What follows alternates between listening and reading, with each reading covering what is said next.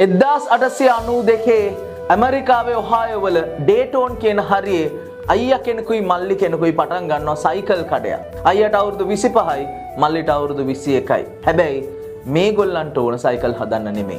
Cycle හදන ගමන් රෑට සයිකල් කඩේ වැහුවට පස්සේ මහා ලොකු මැෂින් එකක් හදන්න මේගොල්ලෝ පටන් ගන්නවා. ඒ මැෂින් එක කොච්චර ලොකුද කියලා කියනවා නම් ඒ මැෂින් එක ගැන අහපු හැමෝම කියන්නේ උඹලට නම් මේක බෑ කියලා. ඒගොල්ලොන්ට hina වෙනවා. හැබැයි ඒගොල්ලෝ වැඩි අතාරින්නේ නැහැ. මෙහෙම හදපු මැෂින් එක 1903 දෙසැම්බර් 17 වෙනිදා නෝත් කැරොලයිනා වලදී මේගොල්ලෝ ටෙස්ට් කරනවා. පුතා එදා තමයි මුළු ඉතිහාසයේ පළවෙනි වතාවට මෑන්කයින්ඩ් එක තප්පර 12ක් අහසට ගෙනියන්නේ.